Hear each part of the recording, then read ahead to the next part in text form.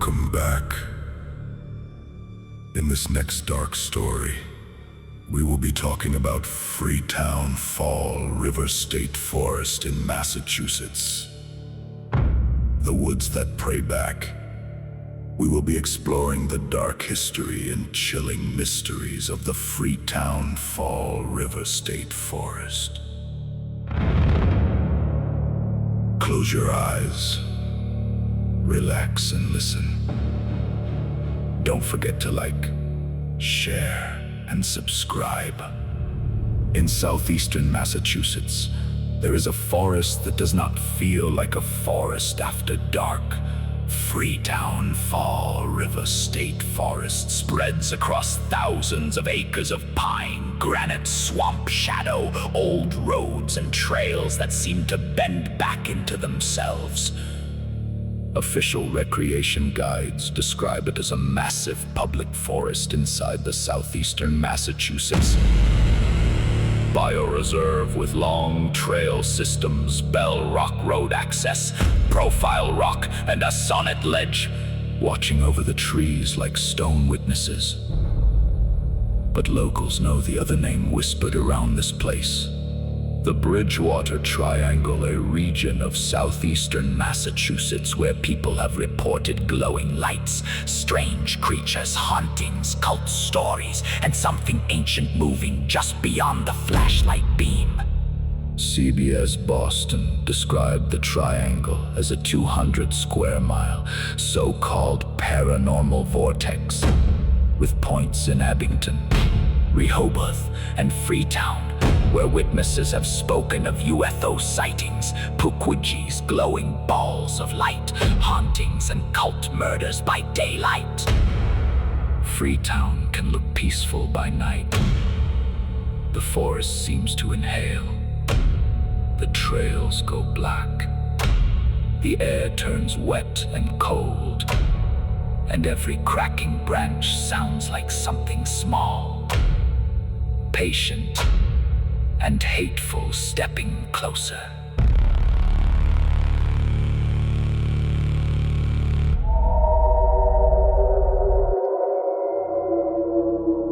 The real darkness here is not just folklore.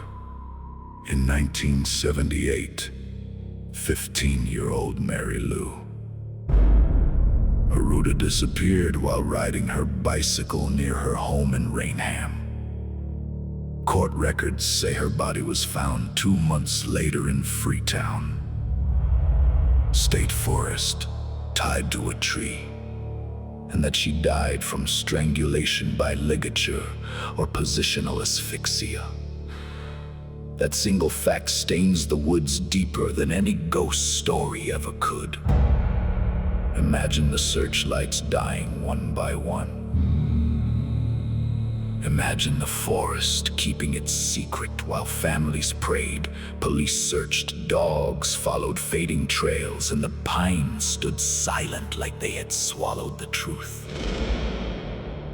Then came the darker rumors. Court records later mentioned police reports concerning ritualistic ceremonies near the area where Aruda was found, and photographs of a cross in Freetown State Forest, taken in November 1978.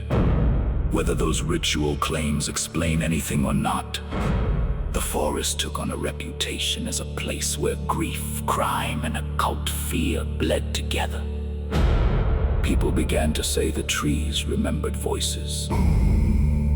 They said if you walked too deep, you could hear a girl crying where no girl could be found. Then the Fall River cult murder horror pushed the region into something even more nightmarish. Court records in Commonwealth v. Carl H. Drew describe evidence that Drew conducted satanic ritual meetings attended by Karen Marsden, Robin Murphy, and others, and testimony that one killing was performed as a diabolic ritual. This is where the documentary stops sounding like legend and starts sounding like a warning. The stories around Freetown-Fall River State Forest say that certain clearings were not just clearings. that certain stones were not just stones, and that certain fires burning in the woods were never meant for warmth. Around a sonnet ledge, the old quarry overlooked where visitors can see across the treetops. Local legend twists into something uglier. Rumors of blood offerings, demonic invocations, animal remains, candles in the dirt, symbols cut into bark, and figures chanting where no church bell could reach. The verified record does not prove every whispered altar story, but horror does not need every rumor to be proven. Sometimes it only needs one documented death, one photographed cross, one courtroom mention of ritual ceremonies, and one witness who swears the woods answered back.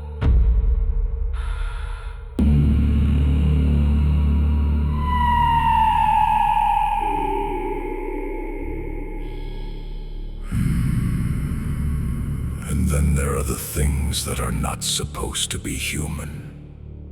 In Algonquian and Wampanoag-related folklore, Pokujis are described as small forest spirits or little people.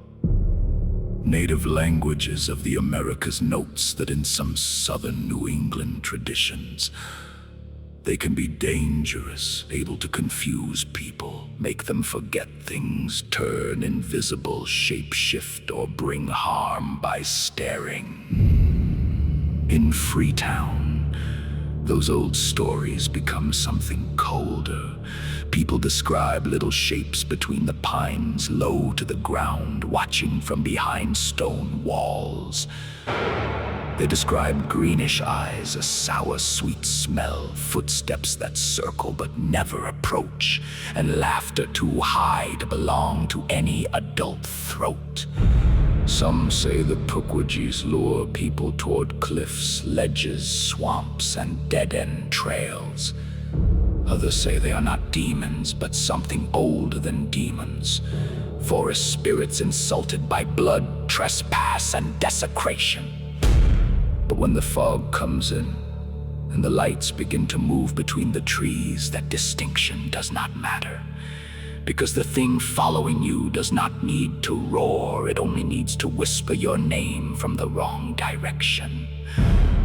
So the terror of Freetown-Fall River State Forest is not one ghost, one murder, one monster, or one legend.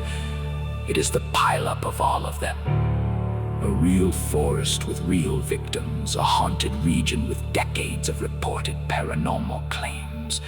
A ledge where the wind sounds like breath, a sacred-looking rock face staring through the dark, a triangle of towns where people still talk about lights over the swamp, shadow figures on the road, and little wild things waiting under the pines. And if you go there after sunset, when the last hikers leave and the dirt bikes fade into silence, the forest changes. The branches stop moving with the wind. The air smells like wet stone and old smoke. Somewhere beyond the trail, a light appears, small, orange, and pulsing like a coal in a dead hand. Then another. Then another. And from the black mouth of the trees comes a voice as soft as a prayer and rotten as a grave. Come closer. That is when you understand the worst part of Freetown. The forest does not chase everyone. Some people, it simply calls back. Just run!